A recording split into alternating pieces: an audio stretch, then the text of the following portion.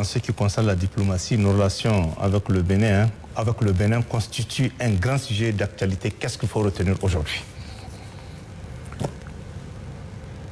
Ce qui s'est passé avec le Bénin, je ferai peut-être l'économie de m'étendre, mais il est de mon devoir de dire aux Nigériens ce qui s'est passé avec le Bénin et peut-être la lueur d'espoir également dans le cadre toujours de nos relations avec le Bénin. Je dis bien peut-être. D'accord. Le 30 juillet, quand la CEDEAO avait décidé de mettre le Niger sous embargo, le président Talon, c'est à partir d'Abuja qu'il avait appelé pour dire d'interrompre tout chargement, tout franchissement des moyens nigériens. Quand je dis moyens, je veux dire moyens automobiles qui chargeaient au port de Cotonou ou qui ont chargé de l'intérieur du Niger et qui sont sur le pont de Malanville, poste frontalier. D'ailleurs, l'unique que nous avons avec le Bénin. C'est à partir de Abuja au Nigeria qu'il avait pris cette décision.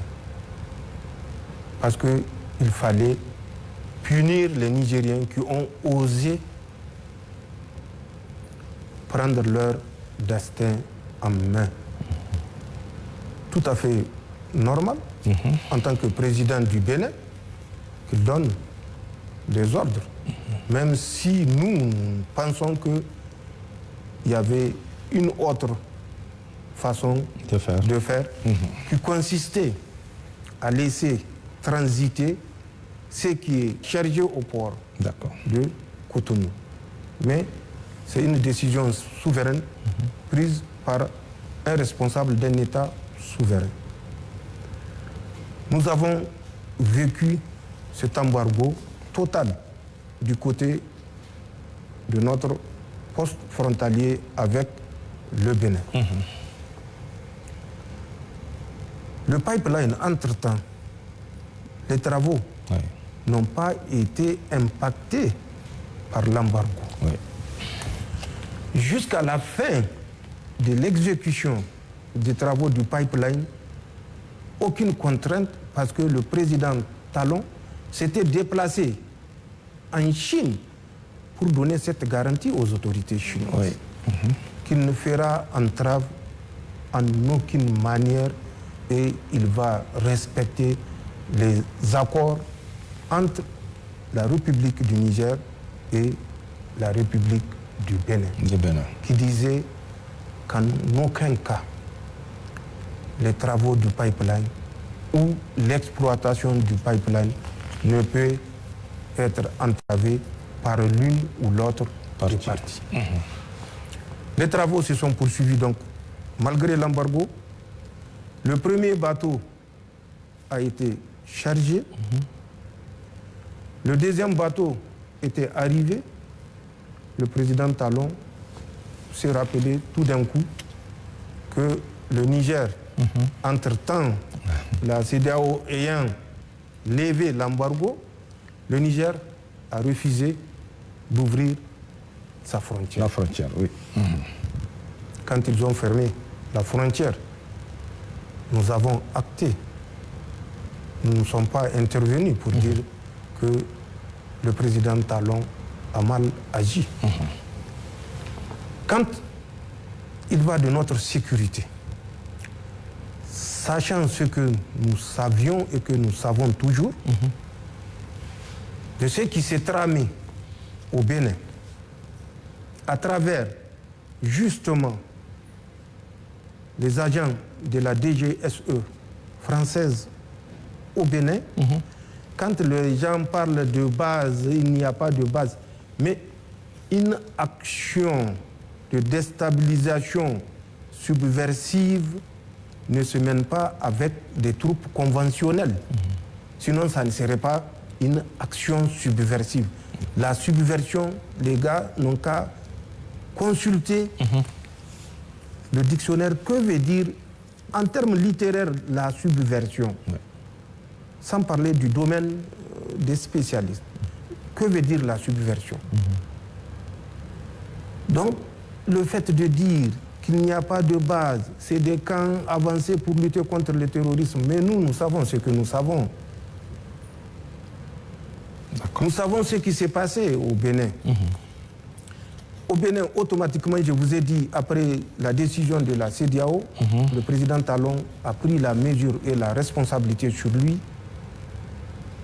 d'appliquer à la lettre les mesures de la CEDEAO. C'est un État souverain, je l'ai dit. Il est libre de faire ce qu'il veut.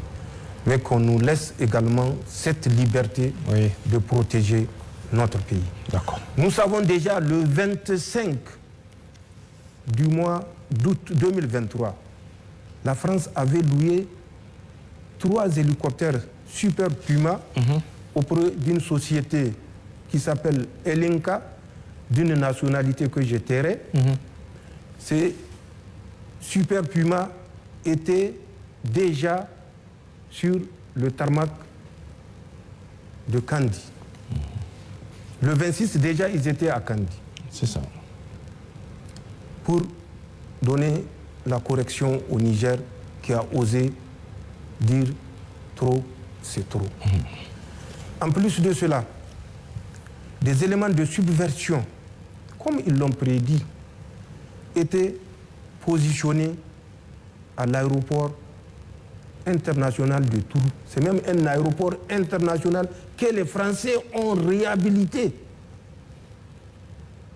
expressément. Oui, toujours au Bénin? Au Bénin, à Trou. D'accord. Trou est à 7 km à l'ouest de Parakou. L'aéroport international de Trou est à 6,8 km à l'ouest de Trou. D'accord. Cet aéroport a été réactivé, rénové. Les Français avaient débarqué des agents avec du matériel à travers des vols cargo qui ont atterri. Le premier vol à 2 h du matin, le deuxième à 3 h du matin, pour débarquer du matériel. Parce qu'il fallait le gré, le compte au Niger.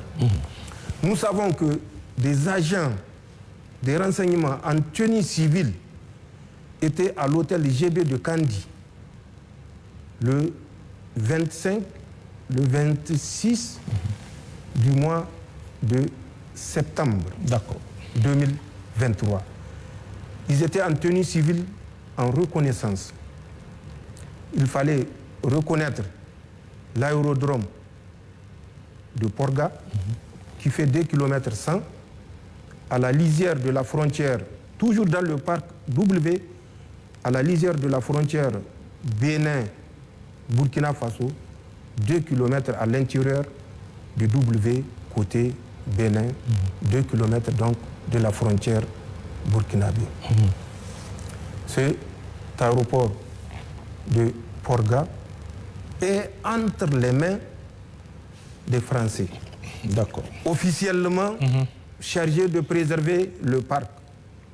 Mais vous vous rappelez de cet officier des eaux et forêts du Bénin qui avait élevé la voix contre les agissements qui s'est passé dans ce parc à travers la réalisation de cette piste. Et vous savez le sort qui lui a été réservé. Donc nous savons, c'est une évidence que cet aéroport, dont nous avons les coordonnées, que je pouvais dire exactement.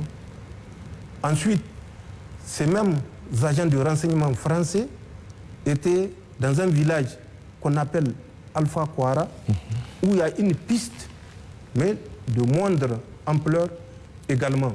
Nous avons les coordonnées de cet aérodrome où les Français étaient partis en reconnaissance, toujours accompagnés des agents subversifs français.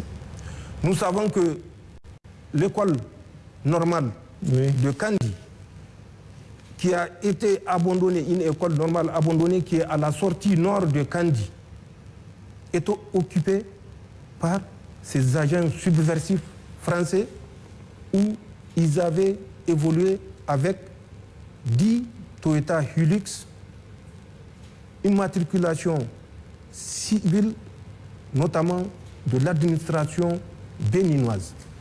La sécurité de ces gens était assurée par la police républicaine du Bénin. D'accord. Nous savons également, toujours dans leur recherche des points, des positions à partir desquelles ils vont déstabiliser le Niger, ces mêmes agents ont effectué une mission de reconnaissance sur les hauteurs sud-ouest du village qu'on appelle Madikali. Nous savons tout cela, avec les effectifs précis. Ouais. Je le rappelle, ce n'est pas des bataillons, ce n'est pas des compagnies, mais c'est des groupes d'agents subversifs qui évoluaient en tenue civile et avec des éléments des forces armées béninoises eux-mêmes en tenue civile. D'accord.